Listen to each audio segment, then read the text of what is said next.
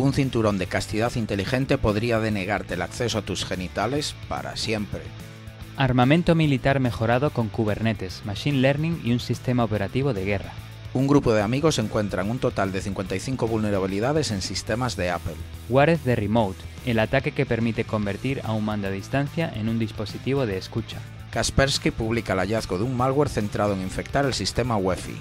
2 comercios hoteleros sufren ataques de malware contra sus TPV en busca de datos de tarjetas. Prepárate y presta atención, porque esto es Tierra de Hackers. Comenzamos. Hola, hola y bienvenidos a Tierra de Hackers, tu noticiero de ciberseguridad hecho podcast. Hoy es 12 de octubre de 2020, este es el episodio número 14. Mi nombre es Martín Vigo y, como no, está conmigo Alexis Porros. Hola Alexis, ¿qué tal? Pues muy bien, aquí estamos una vez más contigo Martín y con nuestros oyentes, recibiéndolos de nuevo en este nuevo episodio y con muchas ganas de comentar las noticias que traemos, muy interesantes y llenas de contenido. Dar las gracias por el apoyo de los oyentes y por sus comentarios y de nuevo recordarles que se pueden suscribir a nuestro podcast en su plataforma de escucha favorita y así poder recibir nuestras notificaciones cuando salgan los nuevos episodios y bueno, estar al día de todo lo que sucede en Tierra de Hackers. También estamos en Twitter e Instagram con el handle @tierradehackers, donde nos pueden seguir para estar al corriente de las actualizaciones a las noticias.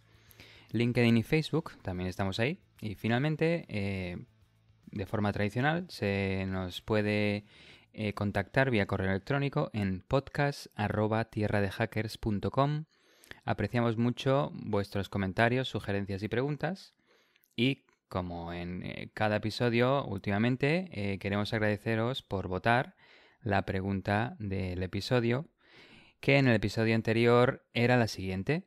¿Cuál crees que podría ser el próximo producto de Amazon que viole nuestra privacidad? Y teníamos 4 respuestas, de las cuales un 67% de los oyentes creen que son los electrodomésticos los que van a ser los instrumentos que van a violar nuestra privacidad. En segundo lugar tenemos a los fitness trackers con un 22% y en último lugar tenemos a los vehículos conectados con un 11%. Luego también teníamos rastreadores de objetos, pero este dispositivo nadie lo ha votado, así que queda un poco fuera de la votación. Bueno, está claro que los electrodomésticos, y de hecho si consideramos los sistemas multimedia como televisores inteligentes, desde luego así es. Y es más, tenemos una nueva noticia al respecto que lo confirma en este episodio, así que escuchad este episodio para saber más al respecto. Es interesante también que los vehículos tuviera una votación tan baja con un 11%. Igual es que nuestros oyentes no tienen suficientes vehículos inteligentes porque al fin y al cabo estos vehículos como los Teslas o similares no llevan tanto tiempo en el mercado y aquí no somos de cambiar de coche cada año, ¿verdad? Pues igual también podría ser un tema que influyera en la votación. Bueno, a lo mejor lo que piensan los oyentes es que Amazon no va a sacar un coche, porque al fin y al cabo la pregunta era específica también a Amazon. Podría ser eso también. Desde luego yo estoy de acuerdo con la audiencia en el hecho de que probablemente sean los electrodomésticos lo siguiente, que tanto que saque Amazon como que lo saque para violar nuestra privacidad una vez. Sí, también podría ser, aunque como he comentado anteriormente, vamos a ver que Amazon está involucrada, es un proveedor de sistemas de guerra para las fuerzas aéreas estadounidenses, que luego voy a comentar en breve. Muy bien, creando expectación ahí, sí señor. Pues, ¿qué te parece si empiezo yo con la primera noticia? Y es una noticia de estas que yo creo que los oyentes cuando la escuchan van a creer que no es verdad o que la estamos exagerando y por eso tú y yo, Alexis, pasamos mucho tiempo también para poner las referencias en el episodio, los artículos que leemos para luego montar la noticia y darosla a vosotros. Así que tenéis toda la información en nuestra web tierradehackers.com sobre esta noticia para que veáis que es completamente cierto. Y es que resulta que voy a hablar de una investigación de una empresa que se llama Pentest Partners que centró su investigación en verificar la seguridad de un juguete sexual inteligente, y en este caso es un cinturón de castidad. Brevemente, lo que viene siendo un cinturón de castidad es pues un dispositivo, de hecho muy antiguo, que lo utilizaba, creo que de manera básicamente la gente religiosa, como para eliminar su deseo sexual a través del dolor. En este caso, este cinturón de castidad lo que hace es cubrir los genitales del hombre para que no pueda mantener relaciones sexuales. Y a mayores es inteligente pues porque permite dar acceso a abrir o mantenerlo cerrado a una tercera persona o a una persona de confianza. La cuestión es que este cinturón de castidad funciona por Bluetooth y se controla desde una aplicación del móvil. Y como decía, pues permite a la persona que tú designes que lo controle remotamente desde su propio teléfono móvil. Este dispositivo lo creó una empresa china que se llama Kiwi Cellmate, y como curiosidad, una de las cosas que ponen en su web es que la venta de juguetes sexuales, de hecho, ha aumentado considerablemente durante el confinamiento. Así que la gente no solo se aburre y se dedica a hackear más, como mencionamos en episodios anteriores, sino que también pues a pasar un buen rato. ¿Cómo no? Claro que sí, me parece perfecto. Lo que pasa es que ahora hablemos de por qué este en concreto no es tan buena idea. Pues hablemos de las vulnerabilidades que encontraron estos investigadores. Básicamente, un atacante remoto podría mantener cerrado de manera permanente el cinturón de castidad. Insisto, este dispositivo lo que permite, y que me disculpen los oyentes, pero tengo que hacer la descripción gráfica, es introducir el pene en esta cobertura metálica y a su vez tiene como una especie de aro que va detrás de los genitales, precisamente pues para que quede ahí atrapado y no te lo puedas sacar.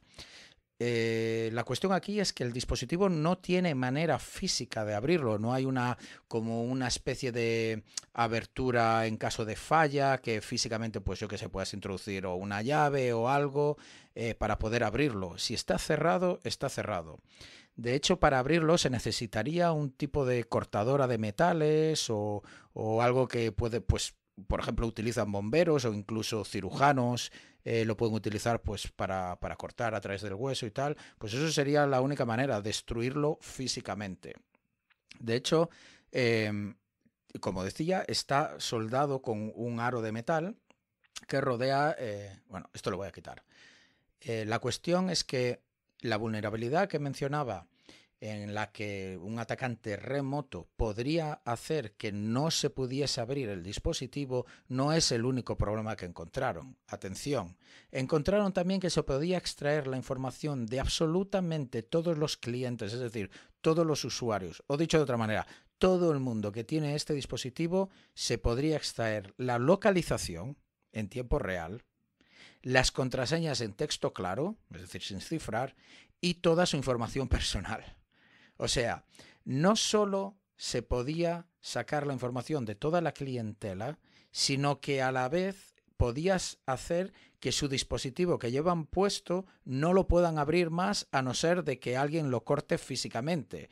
Y desde luego estamos de acuerdo que tener algo que corta metales cerca de la zona genital pues no es un buen sitio en el que estar.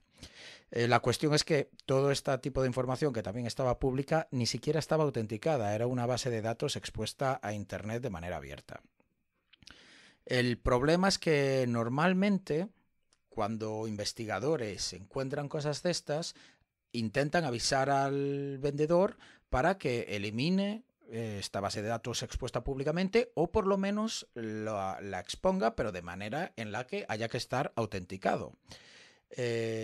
Lo que sucedía en este caso es que el vendedor de este dispositivo, si solucionaba el problema, y alguien llevaba el dispositivo puesto, es decir, si ellos hacían una actualización de la aplicación en la que solucionaban también la base de datos que requería autenticación, toda la gente que no actualice la aplicación y lleve el dispositivo puesto quedaría cerrado permanentemente. ¿Por qué?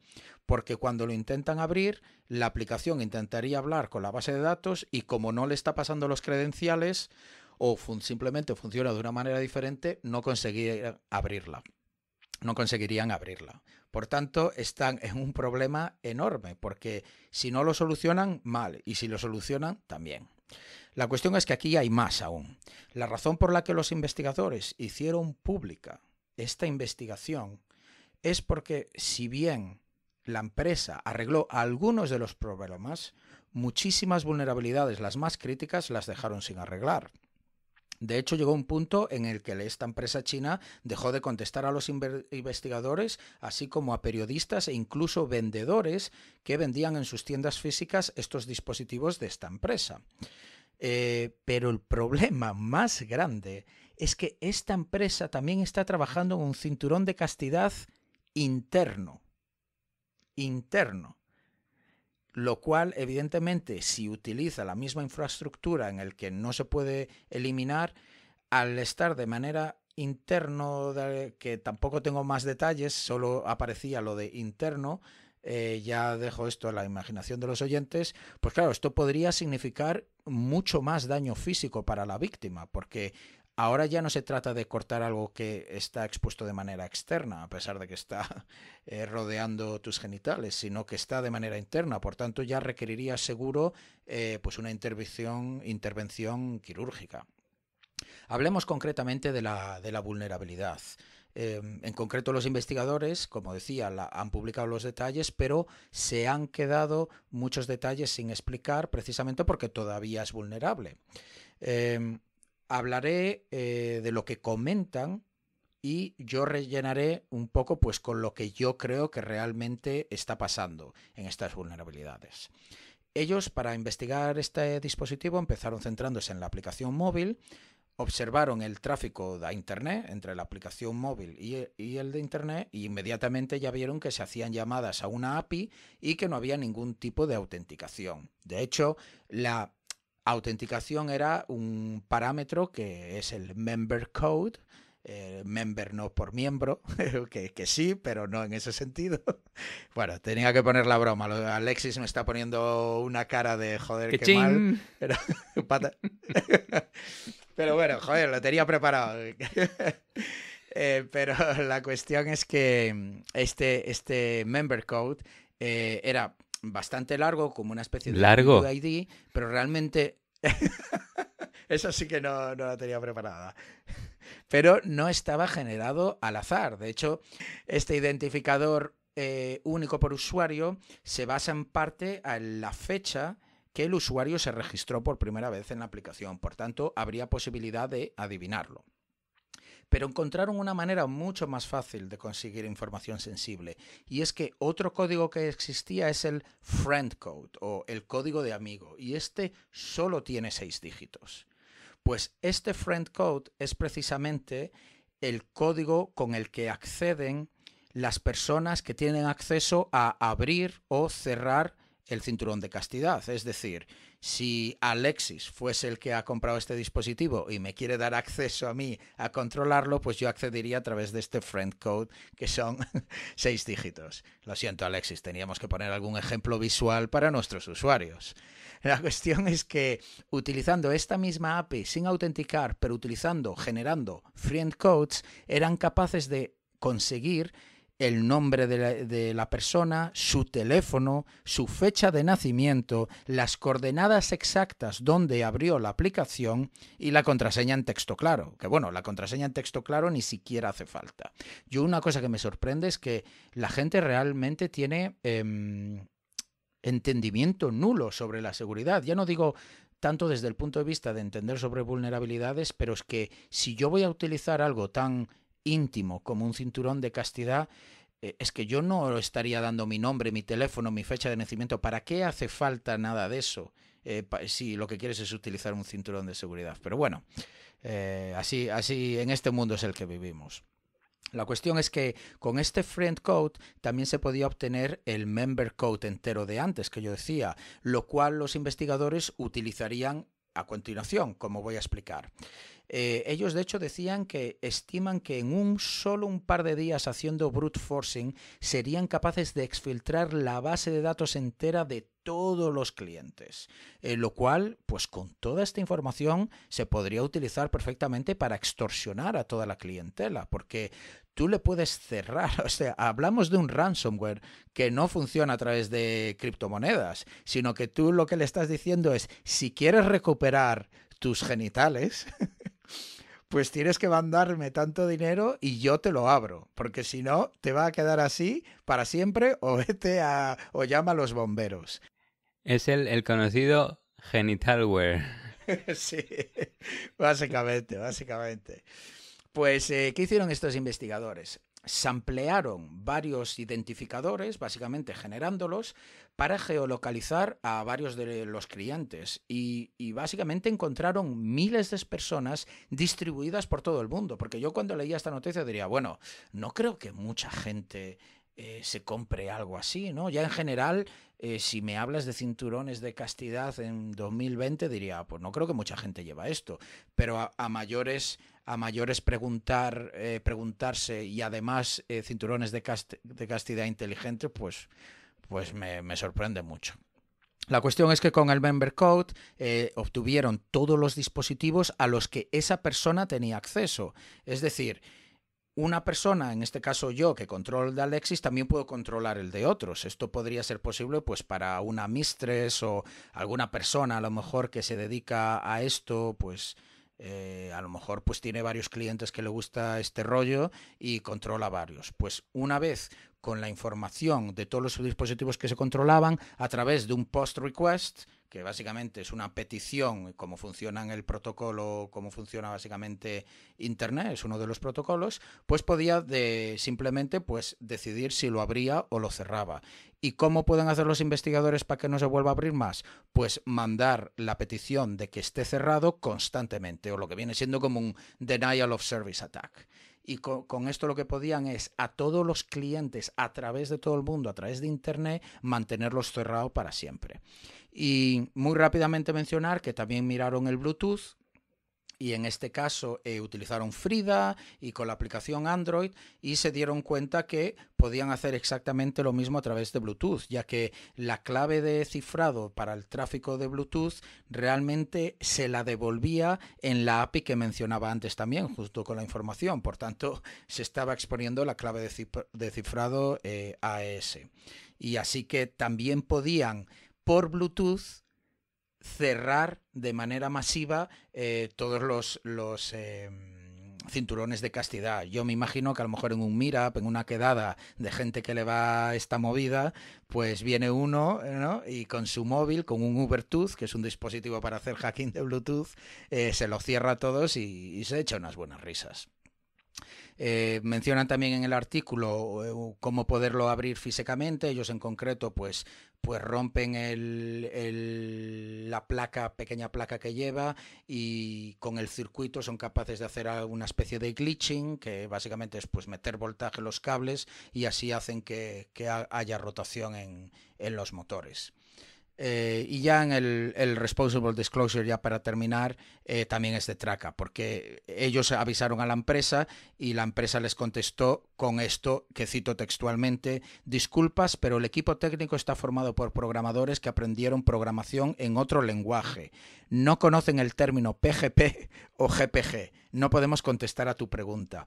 Esto, para los oyentes que son menos técnicos, es totalmente absurdo. PGP o GPG no es un lenguaje de programación, sino que es una manera de cifrar, en este caso, correos electrónicos. Lo que habían hecho los investigadores por privacidad es mandar la información sobre las vulnerabilidades de manera cifradas, lo cual el grupo de programadores ni siquiera sabían ni qué era eso, mucho menos van a saber asegurar esta aplicación. La cuestión es que después de varios emails y ellos sin contestar, llegó un momento en que la contestación fue: no vamos a resolver más problemas porque solo tenemos $50,000. Esa fue su contestación. Así que nada, con esto ya os dejo la noticia. sigue siendo vulnerable.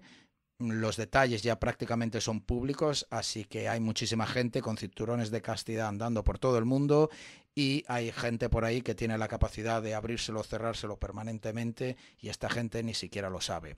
Dejo en las notas del episodio un par de charlas de DEF CON sobre hackeo a dispositivos y juguetes sexuales y me gustaría que la pregunta de esta semana fuese referente a esta noticia. Concretamente, ¿cuál crees tú que será el próximo juguete sexual que se va a hackear? Y os damos 4 opciones. Un tipo de muñeca hinchable o robot, un condón inteligente, que esto os prometemos que lo hemos mirado y existe, realidad aumentada o realidad virtual erótica, o unas bolas chinas. Así que ya sabéis, contestarnos en @tierradehackers en Twitter y nos dais vuestra opinión, a ver qué creéis que va a ser lo siguiente que se hackea. Muy buena, sí, la verdad. Yo estaba pensando en la cantidad de usuarios que tiene esta empresa. Has dicho antes igual miles de personas, luego esta empresa dice, si solo tenemos $50,000, o sea que si son 1.000, calculo que... O sea, este cacharro es muy barato, $50 para tener control de una castidad. ¿Qué poco vale la castidad de las personas en el mundo, por favor? Esto es... Vale 189, que lo miré en la página web. 189 pavos. ¿Lo has pedido para Navidad? Cabrón. No, era por... Esto es puramente académico para cubrir el podcast. No se lo he pedido a los Reyes Magos, ¿no? Ok. No, pero y luego me preguntaba también si ha habido algún caso en algún hospital o algo así de que se haya reportado algún tipo de hecho relacionado con este dispositivo o similar.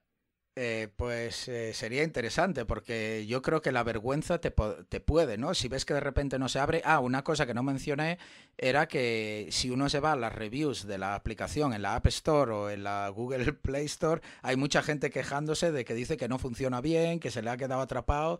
O sea que la gente desde luego pone reviews en plan, oye, que tengo aquí el chisme atrapado. ¿Cómo hago? pero sí, y lo único que hace que es y se van a poner una review. O sea, tienes el tema atrapado y lo primero que se te ocurre es ir a poner una review. Pues así está el tema, tío. Así está el tema. Como diría aquel, y esta gente vota. Madre mía, sí es que... Ay, carajo. Pues nada, con esta noticia lo dejamos ahí, la pregunta muy interesante en Twitter. Esperamos ver las respuestas de los oyentes. Y nos vamos con otra noticia que va sobre armamento militar mejorado con, atención, ni más ni menos que Kubernetes, Machine Learning y un sistema operativo de guerra de una empresa llamada Anduril. Bueno, pues la Fuerza Aérea Americana utiliza la tecnología de contenedores Kubernetes de Google en algunos de sus aviones espía. En concreto, es el avión espía U-2 Dragon Lady. En este avión espía se utiliza Kubernetes para intercambiar las cargas y los procesos de Machine Learning de las misiones de guerra entre los 4 ordenadores que se incluyen en la aeronave, que requieren pasar por un proceso de certificación costoso y largo. Hay algunas ventajas del uso de Kubernetes. En este caso es el que los vuelos de guerra permite ejecutar paquetes de software en los sistemas críticos de misión del avión, los que se utilizan para las cámaras de a bordo y temas similares de control en tiempo real, sin tener que depender de un entorno hardware específico o sin necesitar la recertificación de los nuevos paquetes de software, que esto ayuda mucho en abaratar costes y en tener los sistemas desarrollados en un menor tiempo, porque si se tienen que recertificar requiere más tiempo para que se puedan utilizar las nuevas versiones en los nuevos aviones de guerra. Bueno, no es el único armamento militar que viene con Kubernetes. A principios de este año, la Fuerza Aérea Americana también anunció que su bombardero de guerra sigiloso B-21 también va a incorporar Kubernetes. Y se espera que este bombardero vuele en 2025 y que tenga alcance intercontinental y capacidad nuclear, haciéndolo un arma de ataque muy destructiva y significativa. probablemente acabe reemplazando la flota de bombarderos pesados de Estados Unidos. Y bueno, si bien hay ventajas en usar Kubernetes, como te permite esta flexibilidad de mover cargas y, bueno, y procesos en unos sistemas a otros sin depender del hardware, también tienen desventajas. Se han demostrado y publicado muchas vulnerabilidades en esta tecnología, aunque Google las va arreglando, obviamente, pero seguro que los atacantes que han visto esto en las noticias se van a enfocar mucho más en vulnerabilidades en Kubernetes, y en cuanto salgan estos aviones, pues los van a intentar atacar de forma remota. Una noticia relacionada también es una empresa del Reino Unido llamada Britten Norman está creando aviones de guerra semiautónomos. Está trabajando, de hecho, a hacer sus aviones insignia como el BN-2 Islander, que es un icónico avión bimotor capaz de volar de forma autónoma sin un humano en los controles, digamos. Y lo está haciendo de forma conjunta con la empresa británica de drones Blue Bear. Así que aparentemente hay dos empresas potentes en Reino Unido que se están poniendo las pilas en el tema de aviación autónoma a gran escala. Y bueno, ya mismo tenemos aviones similares a los vehículos Tesla que se pilotan solos, ¿no?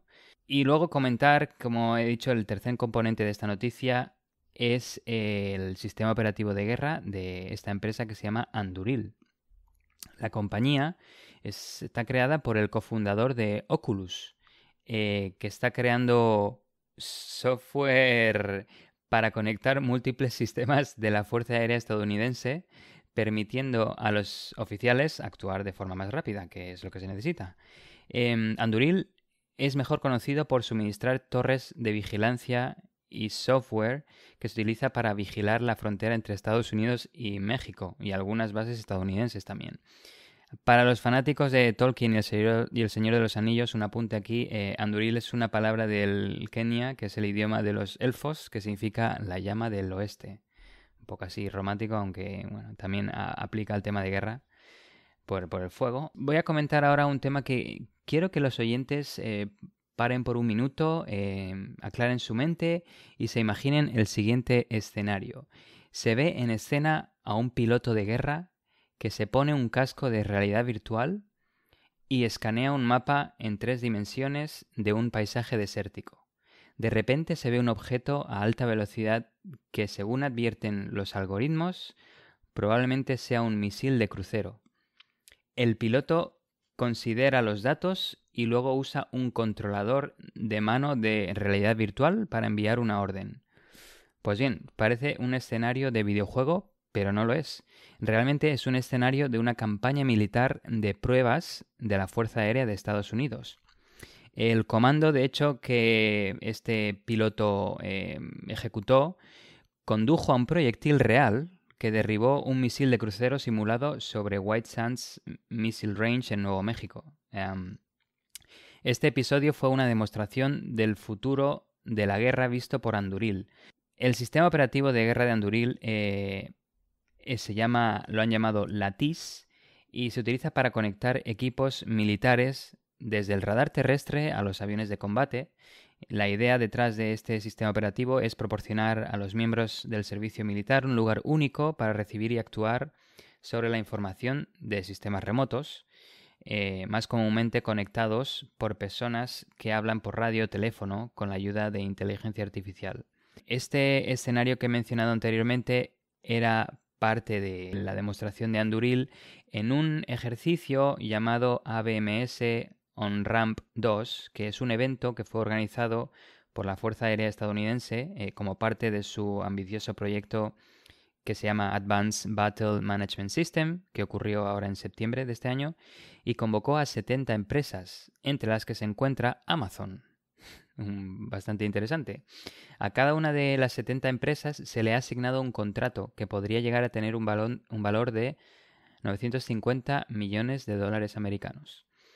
El programa de la Fuerza Aérea tiene como objetivo conectar mejor los sistemas militares mediante la computación de la nube y los enlaces inalámbricos. Se supone que eso ayudará a los comandantes a actuar más rápidamente en situaciones complicadas, en lugar de tener que esperar a que el personal recopile observaciones del radar y otras fuentes a través de llamadas de voz y chat y bueno, temas que no son en tiempo real ni ayudados por la inteligencia artificial. El ejercicio reciente puso a prueba este escenario en el que Estados Unidos fue atacado por misiles de crucero rusos. En el ejercicio, drones especiales hicieron pasarse por misiles. También se incluyeron aviones de combate, perros robóticos de Boston Dynamics y drones que sirven como torres de telefonía móvil 5G. Muy interesante porque estos drones pueden expandir la cobertura móvil y hacer que cualquier parte del mundo sea parte del campo de batalla. La presentación principal de Anduril en los ejercicios de este evento fue Lattice, como he mencionado antes, el software desarrollado para controlar su equipo, para la vigilancia de fronteras o bases, pero ahora apunta a conectar a cualquier sistema en el terreno militar. Pues qué interesante y aparte, no sé si mencionaste que hace 2 episodios, ¿verdad? Probablemente el episodio número 12 hablamos de Aerofight, que era este combate hombre-máquina de 2 cazas militares y en el que la parte de inteligencia artificial o el que básicamente era un robot llevando el caza, pues le dio una paliza al humano, por 5-0 había ganado. Y me da la impresión que es eso, que bueno, ya es algo que básicamente se sabe, pero me refiero a que cada vez vemos más ejemplos de cómo la industria militar se mueve cada vez más hacia lo automático o más cercano a Skynet, que fue una de las preguntas que tuvimos. Y la verdad, da mucho miedo y vértigo pensar que la película de Terminator se está haciendo realidad, aquello de las imágenes de cómo en laboratorios iban haciendo pruebas y con sistemas autónomos y al final pues acaban atacando a los humanos. No creo que llegue a eso, pero sí que esas escenas iniciales donde se hacen pruebas en laboratorios, pues yo diría que ya estamos ahí.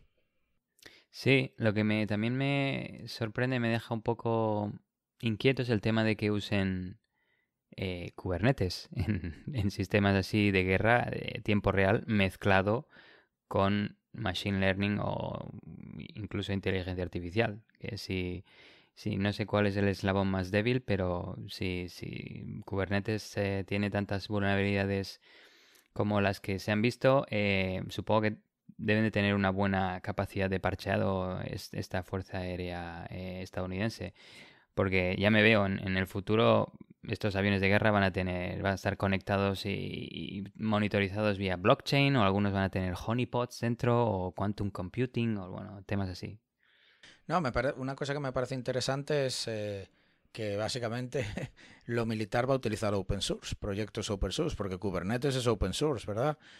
Así que a lo mejor el código que alguien puede pushear en GitHub va a estar volando por los aires con 4 misiles colgando, o sea que va a haber que tener cuidado. No sé yo ahí la ética de los proyectos open source, porque yo sé que aquí en Silicon Valley ha habido varios movimientos de empleados hacia empresas grandes, por ejemplo Google, cuando empezaron a vender cierta tecnología para uso militar y ha habido casos de grupos de empleados que han dejado la empresa en forma de protesta.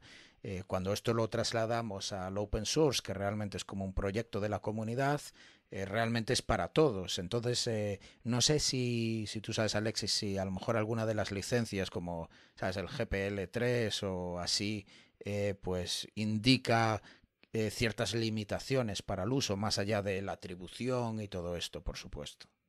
No, yo creo, según tengo entendido, no hay nada, ninguna cláusula que prohíba el uso en el campo de batalla. Pero sí, el tema es que parece que Google se está metiendo en todos los meollos.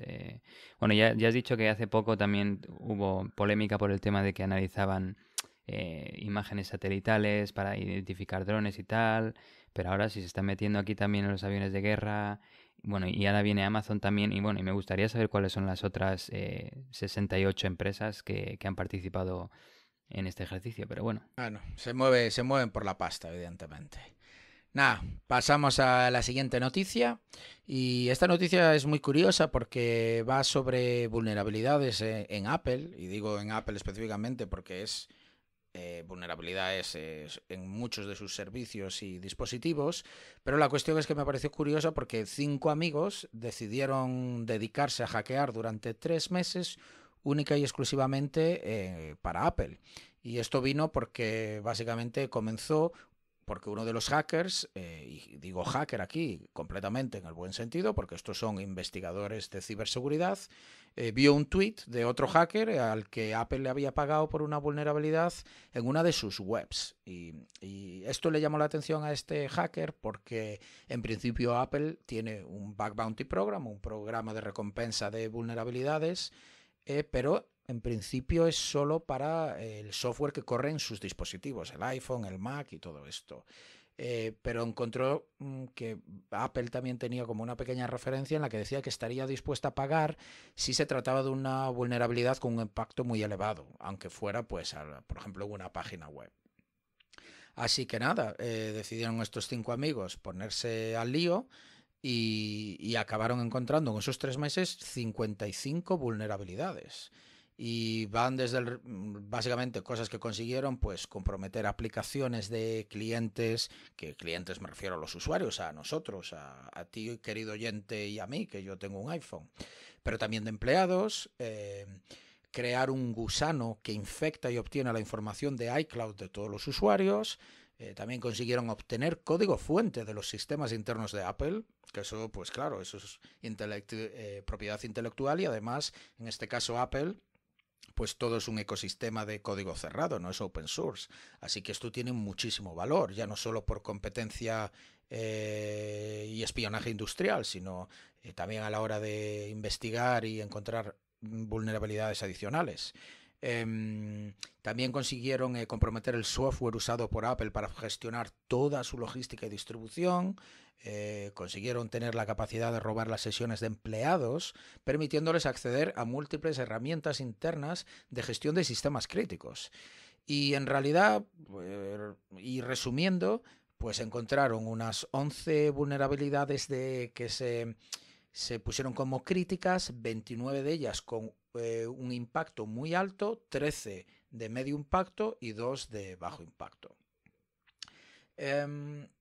Por explicar un poco cómo fueron las vulnerabilidades y para no evidentemente cubrir las 55, voy a explicar solo 2, pero evidentemente como siempre ponemos en las notas y referencias del episodio un enlace a la investigación de estos investigadores y desde luego es un fantástico manual de Bug Bounty, o sea, recomiendo a todos que vayáis a leeroslo porque es genial y es que básicamente cubren todo el OWASP Top 10. Para los oyentes que no conozcan lo que es el OWASP Top 10, pues es una organización sin ánimo de lucro que una vez cada varios años pues saca como una lista de las top 10 vulnerabilidades en diferentes ecosistemas, como puede ser en web, en móvil, etcétera. Quería comentar que tiene, además de las top 10, tiene una guía, se llama la Testing Guide, que también explica con mucho detalle cada una de las vulnerabilidades. No solo las 10, sino creo que llegan hasta 79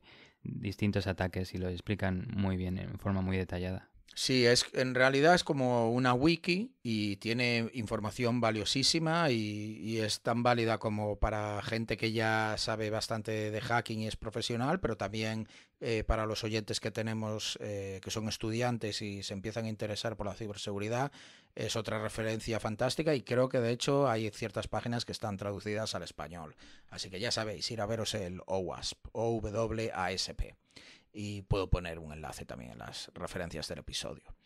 Pues bueno, ¿cómo empezaron estos investigadores?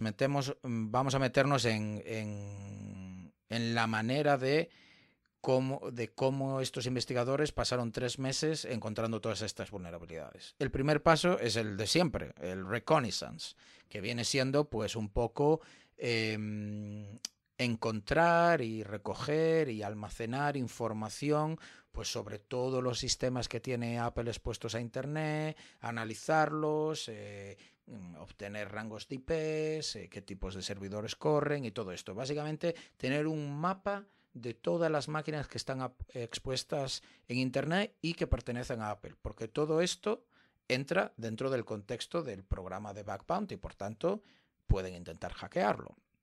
Y hicieron una cosa muy interesante, y es que hicieron como una especie de portal, dos de ellos se dedicaron concretamente a esto, donde iban almacenando toda la información junto con capturas de pantalla, códigos de HTTP, las cabeceras, básicamente la respuesta a la petición y toda la información que podían de manera organizada en este portal. Y así luego todos podían ir a coger pues, uno en concreto y centrarse en intentar encontrar más información para hackearlo.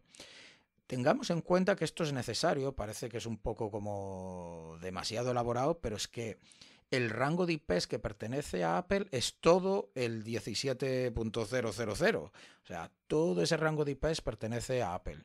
De hecho, encontraron 25.000 servidores webs, de los cuales pues 10.000 estaban bajo apple.com. Y otros 7.000, pues bueno, tenían dominios únicos. Además, tengamos en cuenta que existe el TLD.apple, por tanto, y que evidentemente pertenece a la empresa. Por tanto, eso también entra dentro del programa de Bug Bounty. Pero bueno, los investigadores decidieron centrarse mayormente en todo lo que estuviera bajo .apple.com y iCloud.com. En eso fue en lo que se centraron. El siguiente paso, una vez mapearon todos estos servidores web y otras máquinas, fue hacer brute forcing de directorios. Esto hay herramientas como Sublister y Dirtbuster y todas estas que básicamente lo que hacen es tienen un diccionario o una lista de directorios comunes o palabras comunes en inglés. Por lo tanto, lo que empieza es hacer peticiones masivas a esa dirección o dominio para intentar encontrar otros paths que son válidos y que a lo mejor pues no se pueden acceder directamente desde la web. Y con esto encontraron ya varias vulnerabilidades de manera automática, sin hacer nada más. Encontraron, por ejemplo, vulnerabilidades de VPN en Cisco que son públicas y de hecho tienen el CVE 2020-3452 y viene siendo lo que se conoce la vulnerabilidad como un local file read, o básicamente que esta vulnerabilidad te permite leer archivos locales en ese servidor, y encontraron en concreto 22 servidores vulnerables con esto. Esto es básicamente escanear, no hacer nada más, esto es automático. Y también encontraron algo que me pareció curioso, un token de acceso a Spotify, y lo encontraron en un mensaje de error que daba una web, cuando básicamente el escáner la estaba escaneando, hizo una captura de pantalla, esta web en concreto pues daba un error y ahí mismo en el mensaje pues aparecía este token de acceso a Spotify, lo cual me parece muy curioso porque evidentemente Apple es un competidor directo de Spotify con Apple Music y a lo mejor pues utilizan esta cuenta pues para hacer un poco de investigación de cómo lo hacen y tal. Para seguirnos en el podcast Tierra de Hackers. Eso, a ver si nos tienen ahí. También otra cosa que les ayudó la parte de Reconnaissance es a entender el modelo de autenticación de Apple, encontrar más aplicaciones web para clientes y empleados, porque bueno, de Apple nosotros como clientes pues conocemos iCloud.com, Apple.com, iTunes y poco más, pero la realidad es que hay muchas más páginas para clientes. Y también entendieron pues las herramientas que utiliza Apple para desarrollar el software, integrarlo y desplegarlo. El blog post es muy interesante, como decía, y yo creo que voy a detallar dos de las vulnerabilidades, a hablar un poquito más de ellas, de todas las que mencionan en su blog post, para tampoco meternos aquí a hablar sobre las vulnerabilidades 3 horas. La primera vulnerabilidad que me llamó mucho la atención es una que está en un portal que es para educadores distinguidos de Apple. Y fue completamente prometido mediante un bypass de autenticación y autorización. Pues resulta que Apple, como veis, tiene un portal que es para educadores, ya que Apple tiene ciertas plataformas pues, para subir cursos y todo esto, y es solo por invitación. Básicamente ahí solo invitan a la gente, pues probablemente que tenga cursos muy populares. Pues llegaron a encontrarlo haciendo reconnaissance y se dieron cuenta que el software que lo corría era Hive, que es un software bastante popular para este tipo de portales.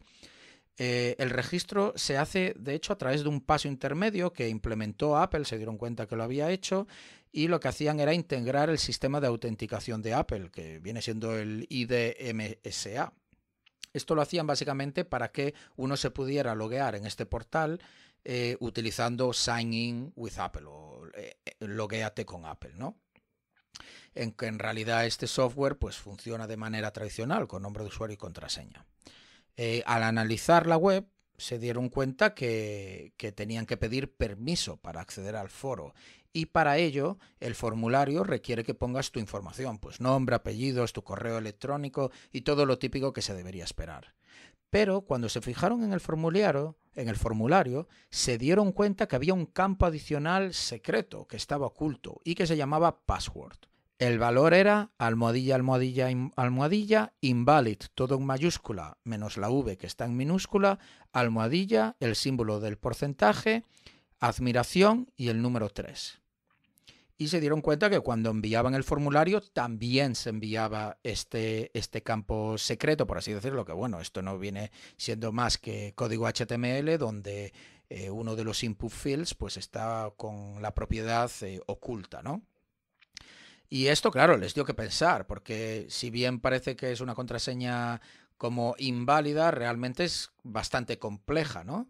Entonces, los investigadores pensaron que todo el mundo debería tener esta contraseña por defecto, pero en principio solo puedes loguearte con el sistema de Apple, por tanto, da igual. Por tanto, ¿cuál era el objetivo ahora de los investigadores? Pues encontrar la manera de acceder al foro con nombre de usuario y contraseña en vez de con lo de loguéate con Apple. Hicieron un poquito de Google Search para entender el software Hive y se dieron cuenta que había pues una ruta que era cs/login y efectivamente estaba disponible. Así que lo utilizaron, pero claro, al intentar loguearse les daba error. ¿Por qué? Pues porque ellos nunca habían sido invitados al foro. Por tanto, ahora el siguiente objetivo que tenían era encontrar un nombre de usuario válido, es decir, el nombre de usuario de una persona que previamente ya ha sido aceptada, de un usuario real. ¿Cómo lo hicieron? Pues con algo que se llama username enumeration, que es una vulnerabilidad típica que no es crítica, pero te permite encontrar pues precisamente cosas como estas, nombres de usuario que ya están registrados en el sistema. Hicieron un poquito de brute forcing de usuarios entre 1 y 3 caracteres y la verdad es que solo tardaron 2 minutos en encontrar uno válido y que de hecho pudieron verificar que con ese nombre de usuario y la contraseña que mencioné antes por defecto, podían loguearse en el portal. ¿Cuál es el siguiente problema? Que al intentar acceder al portal de admin, es decir, al /admin, no funcionaba a pesar de que sabían que estaban logueados como administradores. Pensaron que probablemente lo que está sucediendo es que había un whitelist de IPs a través de un WAF a ciertas páginas. Es decir, que había algún mecanismo de defensa en el que, a pesar de que tú eres un administrador, si no tienes la IP interna de Apple, pues no te va a permitir acceder a ciertas páginas, como en este caso /admin. Por tanto, el objetivo siguiente fue intentar de alguna manera conseguir acceder al /admin, pero sin poner en la URL /admin, porque eso estaba en la lista de sitios prohibidos. Pues lo consiguieron haciendo /admin punto y coma. Esto que parece curioso, la verdad es que funcionó, porque cuando tú utilizas una lista de dominios específicos a los que no se puede acceder, si hay otras maneras de acceder a él, como en este caso, pues claro, no lo tienes en tu lista. Así que con esto consiguieron acceder al panel de administración como usuario y con esto también probaron que podían conseguir ejecución de código remoto en el servidor a través de funcionalidades avanzadas que estaban limitadas a los administradores de este software Hive.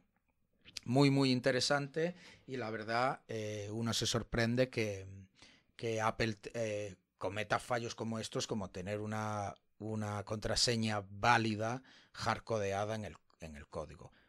Y ya la segunda vulnerabilidad, mencionar rápidamente, pues se trata de lo que viene siendo un cross-site scripting almacenado, un Store XSS, que le dicen en iCloud.com, y una de las cosas que permitía era precisamente exfiltrar pues todo lo que hay en iCloud, que viene siendo tus fotos, tus correos electrónicos, tus archivos en iCloud Drive, tu calendario, tus contactos.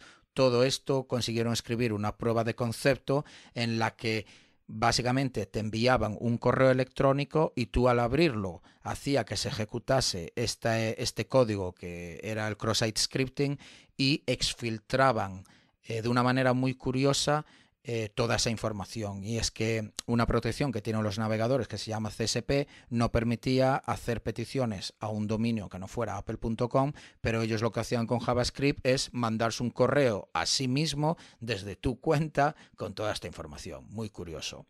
Así que conclusión, con recibir un simple email del atacante te podían robar toda la información que tienes en iCloud. Pero es que a su vez podían crear correos electrónicos maliciosos que se enviaban desde tu cuenta a tus contactos y así infectaba a ellos también. Es decir, un gusano. Lo dicho, leeros el blog porque lo escribieron muy bien y es todo un curso de bug bounties. Responsible Disclosure, y ellos notificaron a Apple evidentemente, y a día de hoy le han pagado $288.500 en 32 pagos diferentes, pues porque Apple va pagando uno a uno y por lo que comentan faltan algunos sin pagar. Y para terminar, solo mencionar que también salía esta semana una noticia en el que el CNI no consideraba los iPhones seguros.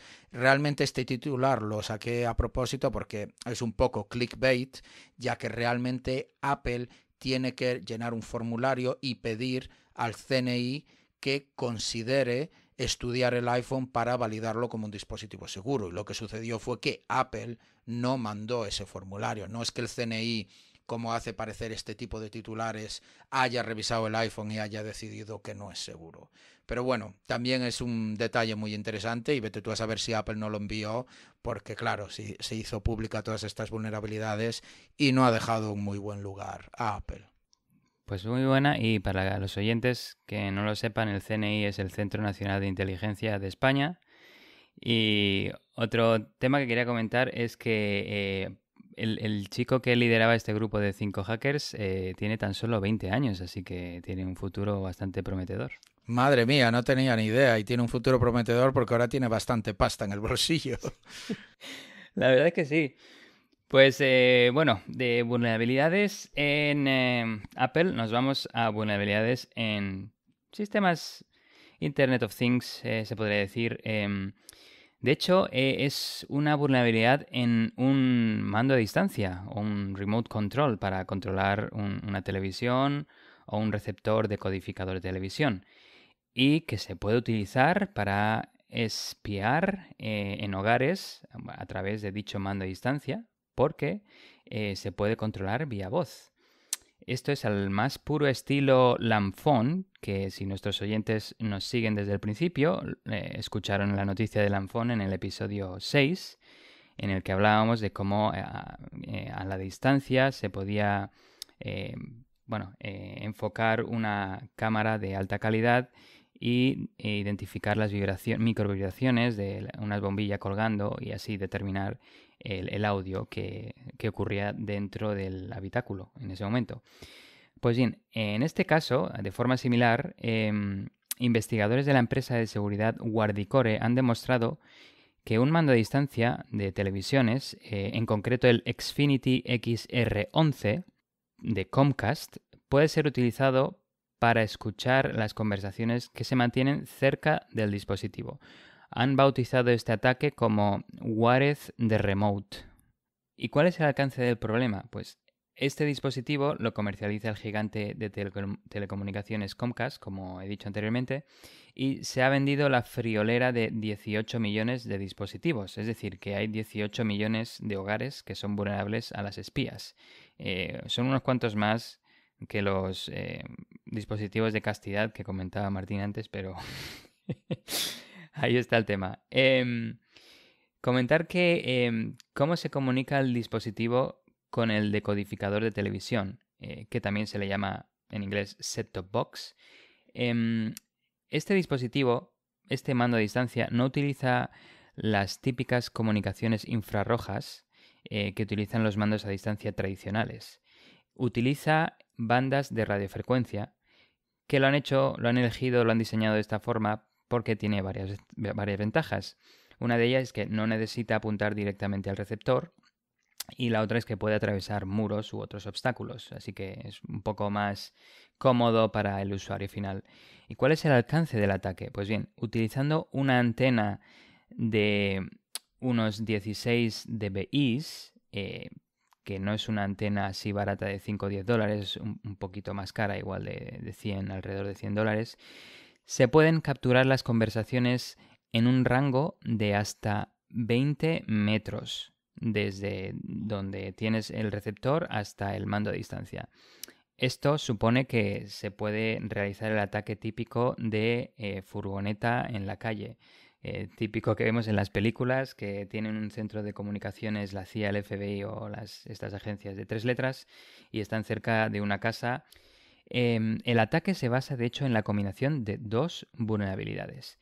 La primera se basa en una investigación previa del proyecto CableTap presentada en DEF CON 25.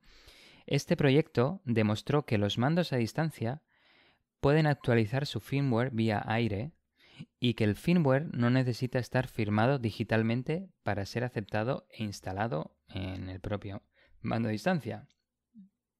La segunda vulnerabilidad es que las comunicaciones cifradas son vulnerables. Los investigadores de Guardicore hicieron ingeniería inversa y encontraron una vulnerabilidad en la forma en la que el mando a distancia trata los paquetes radio que recibe. El contexto es el siguiente. El mando a distancia se comunica con el receptor vía un protocolo llamado RF4CE, del inglés. El acrónimo es Radio Frequency for Consumer Electronics, que es un subconjunto de la familia de protocolos Zigbee.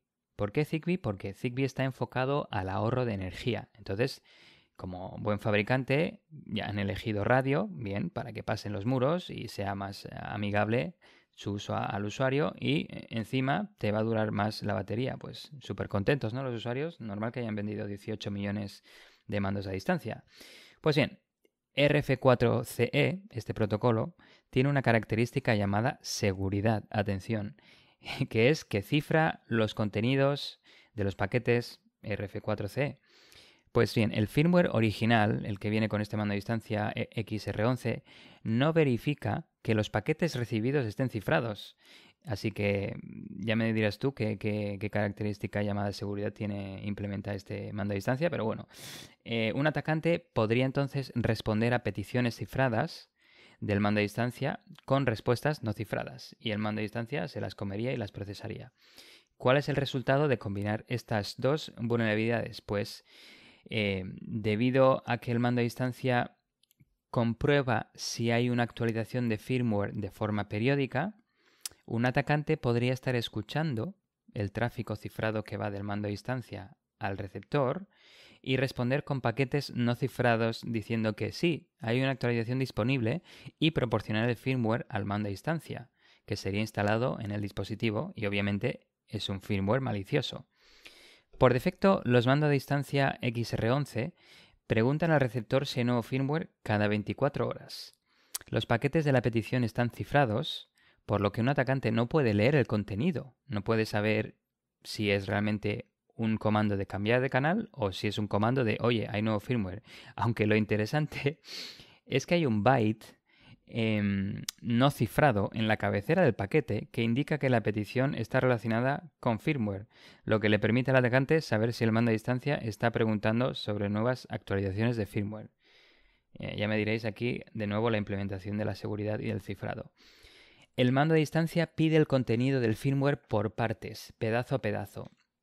Supongo que por temas de radio, para que no se pierda y bueno, en el radio se sabe que hay temas de propagación y pueden haber errores, pues supongo que se hace de poco a poco para evitar estos errores. Incluso así, la forma en la que las partes del firmware se piden es completamente predecible, por lo que un atacante puede preparar su ataque y proporcionar los trozos del firmware siguiendo esta forma predecible. Esto se combina con el hecho de que el receptor tiene una vulnerabilidad que lo permite dejar fuera de servicio. De esta forma, un atacante lo que hace es aprovecha esto para dejar fuera de servicio al receptor y evitar que el receptor responda a las peticiones de actualización de firmware o a la distribución del firmware en sí. En circunstancias normales, toda la comunicación es iniciada por el mando a distancia. Esto es normal y es una técnica para ahorrar energía, ya que apaga el mando a distancia cuando no se usa. Esto significa que un atacante no puede enviar un comando de empieza a grabar directamente al mando a distancia. Solo se puede hacer si el mando a distancia está despierto. Y esto ocurre cuando envía una petición, el mando a distancia al receptor. Para saltarse esta limitación, ¿qué hicieron los investigadores? Pues modificaron el firmware del mando a distancia de dos formas. La primera es para que el mando a distancia preguntara por actualizaciones de firmware cada minuto en lugar de 24 horas. Y la segunda es que añadieron una respuesta a la comprobación de firmware adicional a las respuestas de sí, hay nuevo firmware o no, no hay nuevo firmware, que causaba que el mando a distancia empezara a grabar. Y añadieron código para que solo grabe durante 10 minutos, de nuevo para evitar que siga grabando y evitar que se le acabe la batería si se pierde la conexión con el mando a distancia. He explicado aquí un poco el tema todo de vulnerabilidades, lo que hicieron, pero voy a explicar el resumen concreto de la ejecución del ataque. Primero, para poder instalar el firmware malicioso en el mando a distancia, los atacantes lo que tienen que hacer es esperarse 24 horas. Así que, para los que estén un poco ahí sospechosos de ver una furgoneta 24 horas aparcada fuera de su casa, ya saben qué están haciendo. Te quieren hackear el mando a distancia. ¿Y por qué 24 horas? De nuevo, porque es la frecuencia por defecto de petición de nuevo firmware. Como se puede determinar qué petición es de actualización de firmware, como he dicho anteriormente, se sabe cuándo se tiene que iniciar el ataque. Después de iniciar el ataque y enviar la respuesta de actualización de firmware, en plan, hey, sí, hay actualización de firmware, el firmware tiene que ser entregado pedazo a pedazo. Esto puede tardar una media de 35 minutos. Y según dicen los investigadores, hay que tener mucho cuidado, ya que a la mínima interferencia se tiene que volver a empezar el ataque. Es decir, esperar de nuevo 24 horas a que vuelva a hacer otra petición. Así que si te equivocas en entregar el firmware, otro día en la calle. Las grabaciones permiten capturar conversaciones inteligibles a una distancia de unos 4,5 metros desde el mando a distancia. Así que antes he mencionado que desde la furgoneta, digamos, del atacante hasta el mando a distancia pueden haber 20 metros y del mando a distancia hasta la persona pueden haber otros 4,5 metros adicionales. Así que ahí habría un alcance de casi unos 25 metros si la persona está de forma opuesta diametralmente hablando. El equipo utilizado fue un API Mode, que cuesta unos $150. Es un dispositivo que se utiliza bastante en temas de seguridad en radiofrecuencia. Hay dispositivos más baratos, como un chip de radio que es el Texas Instruments CC2531, pero requiere mucho más trabajo para hacerlos funcionar en el ataque y no hay tantas librerías para utilizarlo. Igualmente, los investigadores comentan que tuvieron que utilizar 3 apimotes, es decir, $450 como mínimo, más la antena, para dejar fuera de servicio al receptor, porque recordemos, en todo este ataque tienen que dejar fuera de servicio al receptor para que conteste diciendo que no hay firmware, porque el protocolo RF4CE utiliza al menos 3 canales entre el receptor y el mando a distancia. ¿Cuál es el estado del parche? Pues Comcast ha publicado el parche 1.1.4.0 para arreglar la vulnerabilidad. Este parche lo que hace, es interesante, lo que hace es descartar los paquetes de firmware recibidos que no estén cifrados. Me parece buena idea. Comcast también ha arreglado el fallo en el receptor, no olvidemos que se puede dejar fuera de servicio. Y acabo la noticia comentando que ya han habido ataques pasados similares. Por ejemplo, en marzo de 2017 se publicaron detalles sobre la herramienta Weeping Angel de la CIA que permitía a los atacantes enfocarse en televisores inteligentes de Samsung pudiéndolos poner en un modo falso de apagado y pudiéndolas utilizar para escuchar conversaciones cerca del televisor y enviar el audio a los servidores de la CIA en Internet. Y bueno, ya en agosto de 2018 el FBI también avisaba de tener cuidado con dispositivos IoT como routers, cámaras IP o cámaras de red también conocidas y cerrojos inteligentes, ya que son muy vulnerables. Qué bien hizo al mundo las revelaciones de Snowden, porque muchas de las cosas son las típicas que uno piensa que son ciencia ficción o que no sería posible, y en realidad, gracias a él, sabemos que la CIA utiliza técnicas muy sofisticadas y temas a lo James Bond para espiar a la población, básicamente. Pues nada, continúo ya con la última noticia que traigo, que es una noticia de Kaspersky, de hecho, porque tuvieron esta semana su famosa conferencia SAS o Security Analyst Summit, que les recomiendo a cualquiera de nuestros oyentes que se dedica a la ciberseguridad que vaya. Yo he ido 2 años y aparte de que las charlas son súper interesantes, estar en un sitio con 150 rusos evidentemente significa mucha diversión.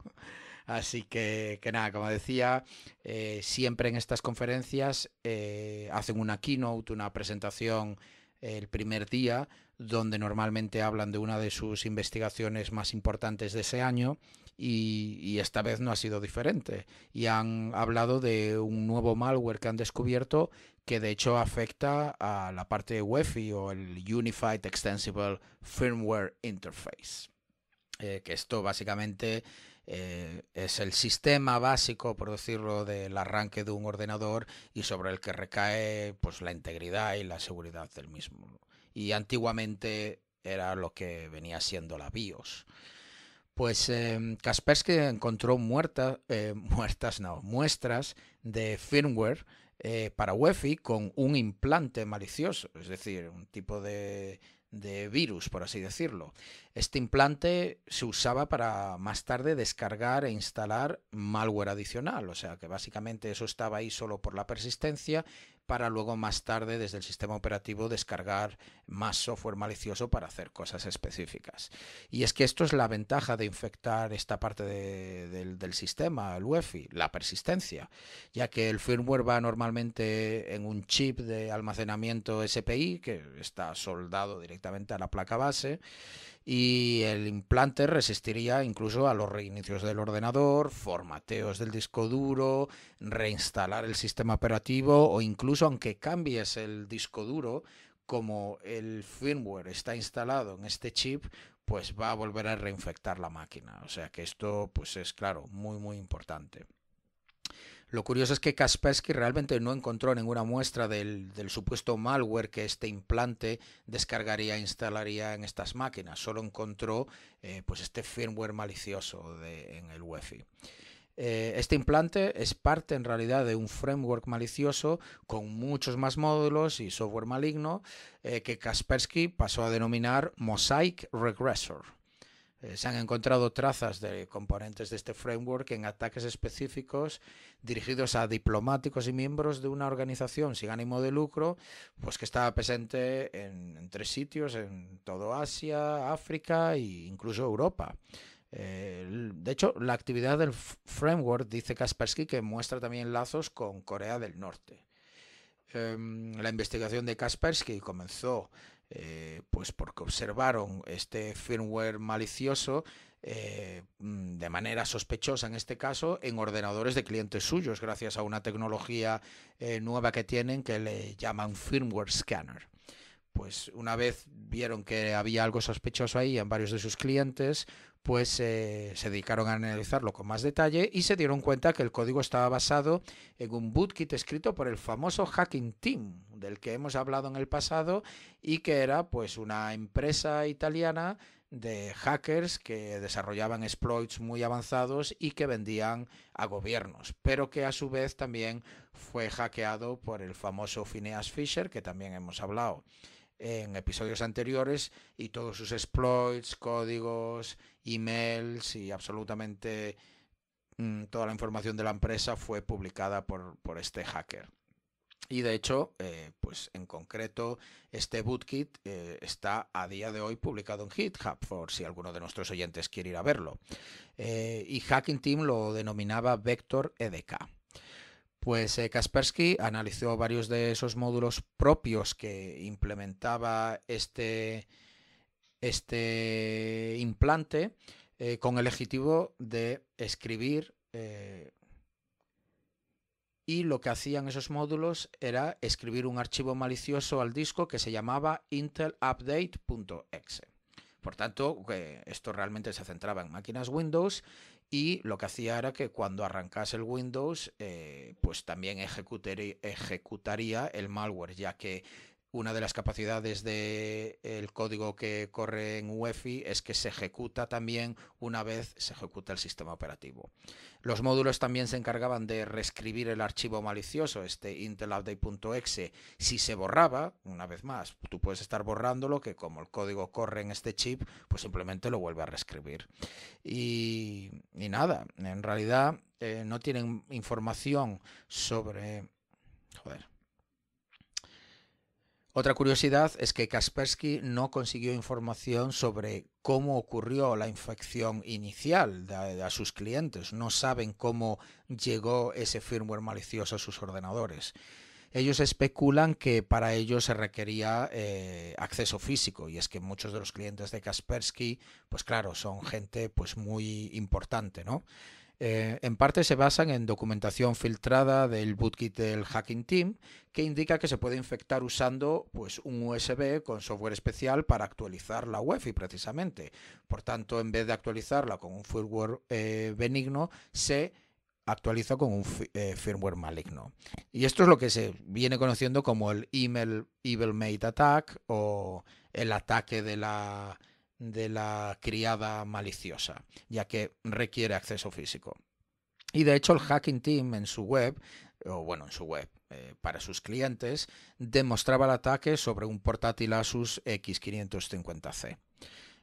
También podría darse el caso que se infectase remotamente a través de sistemas de updates over the air o OTA que hayan sido comprometidos. Insisto, hablamos de ataques muy sofisticados probablemente a nivel gubernamental y por tanto no es una locura pensar que haya empresas pues como a lo mejor Asus que hayan sido comprometidas por un gobierno y se hayan centrado en comprometer estos sistemas de update para pues enviar de manera remota firmware malicioso.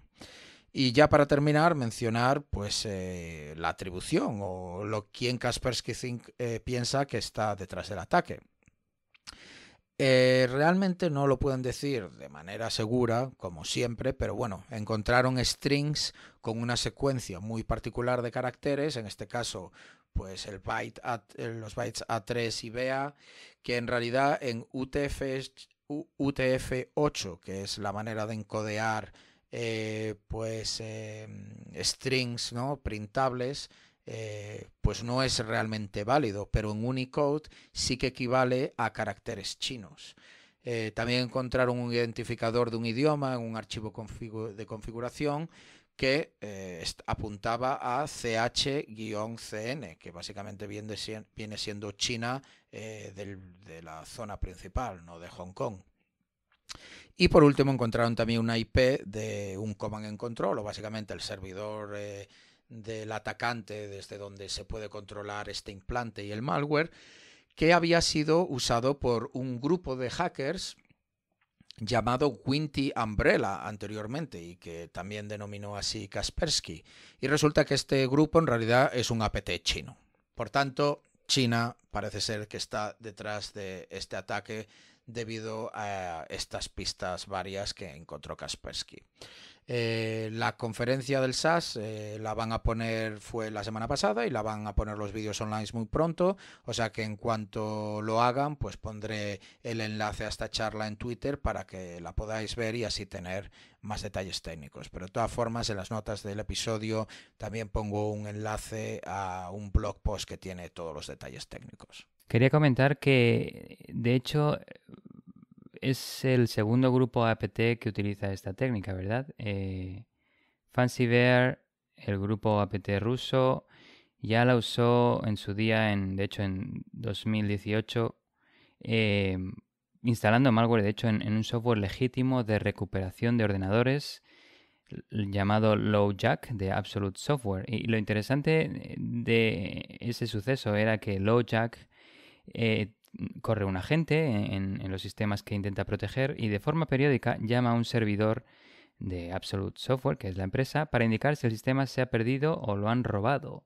Pues FancyBear aprovechó este hecho para hacer su tráfico de command and control que pase desapercibido y esconderse entre las sombras, un poco, digamos así, estilo ninja.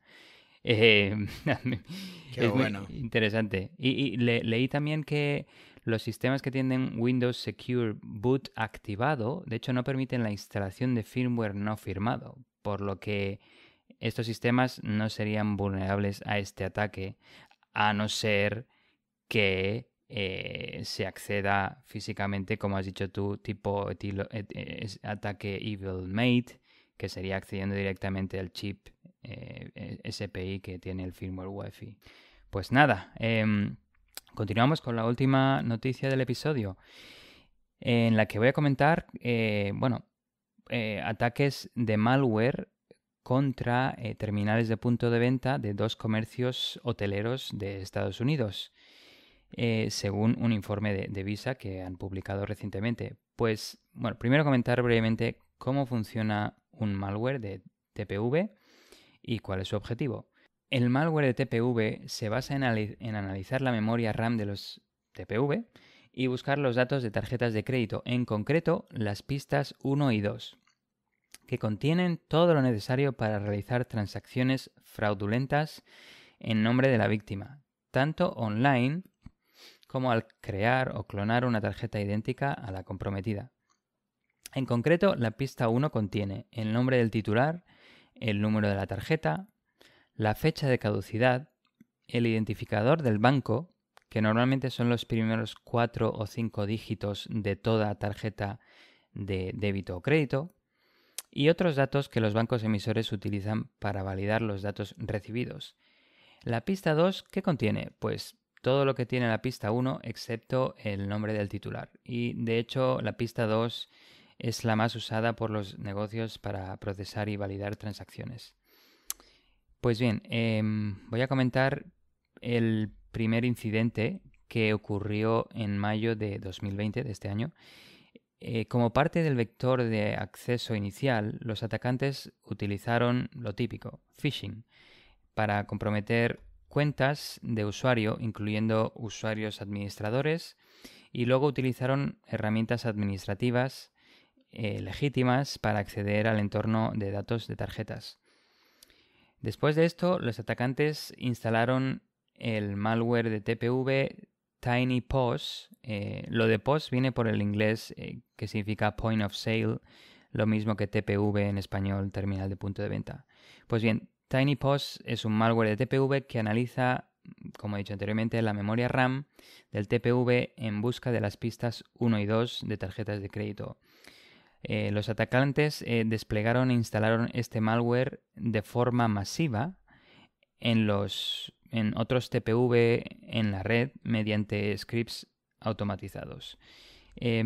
TinyPOS fue identificado que en 2019, ahí es cuando se identificó que fue usado por primera vez. La muestra de malware TinyPOS analizado no tenía funcionalidades de red o exfiltración de datos, lo cual indica que aunque este malware estuvo instalado en los TPVs e identificara datos de tarjetas, probablemente no se exfiltraran, o al menos no utilizando este malware. Pero igual se exfiltraron los datos de otra forma, utilizando herramientas legítimas, no sé, Remote Desktop o algún FTP, SFTP o temas similares, pero el informe de Visa no lo menciona. En cuanto al incidente, al segundo incidente, tuvo lugar en junio de este año y los investigadores no pudieron determinar en concreto cuál fue el vector de acceso inicial, pero en base a los logs y a la actividad obtenida de los sistemas, se sospecha que los atacantes utilizaron herramientas de acceso remoto y de compromiso de credenciales. para infiltrarse en la red, moverse lateralmente e instalar el malware. El malware utilizado para comprometer las pistas 1 y 2 de tarjetas de crédito no se pudo recuperar, aunque los logs y otros artefactos indican que se utilizaron 3 tipos diferentes de malware para TPV, que son RTPOS, MMON y PWN-POS. El primero, MMON, es un poco el acrónimo en corto para Memory Monitor y es usado desde 2010. En foros de Underground se conoce por un nombre ruso que es Kaptoksha, o así es como lo he intentado pronunciar. Y de hecho es bastante conocido porque es el motor, es el código principal de otros malware de TPV como Javelin POS, Black POS, que es identificado en 2014, POSRAM y más. El otro malware es PoundPOS, que fue identificado en 2015, pero usado desde 2013. Permite la persistencia instalándose como un servicio. Utiliza el algoritmo LUN para identificar las pistas 1 y 2 de tarjetas de crédito, porque no solo este tipo de malware no solo se basa en expresiones regulares para identificar 15 o 16 dígitos numéricos que componen el típico identificador de una tarjeta de crédito o débito, sino que utilizan este algoritmo para comprobar que este identificador de tarjeta sea válido. Este PoundPOS, este malware de TPV, guarda la información en archivos de texto y guarda también un log de toda la actividad que ejecuta. Y el último es el RTPOS, que fue identificado en 2018, pero usado desde 2017. Este malware de TPV analiza la lista de procesos y se enfoca en procesos de TPV, y también utiliza el algoritmo LUN para identificar las pistas 1 y 2 de tarjetas de crédito. Un par de comentarios sobre estos dos incidentes. No es la primera vez que vemos este tipo de malware y este tipo de ataque que busca datos de tarjetas de créditos en la memoria RAM de los sistemas TPV. Me parece curioso que aún sigan habiendo ataques de este estilo, y más aún cuando el malware utilizado no es nuevo y es de hace años, es todo reusado. De hecho, como he mencionado, el MMON nació en 2010, hace 10 años, y aún así estos TPVs siguen sin estar protegidos. A ver, hace 10 años igual la tecnología anti-malware, era un poco peor, pero hoy en día, parece que ha mejorado bastante. Aunque supongo que hay que ver qué sistema operativo estos TPVs corrían, porque supongo que estos TPVs son lo típico. Si funciona bien, no lo actualices, déjalo correr, y para actualizar el sistema operativo de un TPV a veces hay que cambiar completamente el hardware, porque normalmente son sistemas embebidos, de estos Internet of Things a veces, que el sistema operativo de hecho está optimizado para este tipo de hardware, y cambiarlo requiere una gran inversión. Y el otro comentario interesante es que, según el informe, no parece que se hayan exfiltrado datos de tarjetas de crédito en ninguno de los dos incidentes, hecho que me parece curioso. Yo no sé si es que los investigadores no tienen datos suficientes para determinar esto, o si los atacantes fueron identificados antes de que pudieran acabar su operación.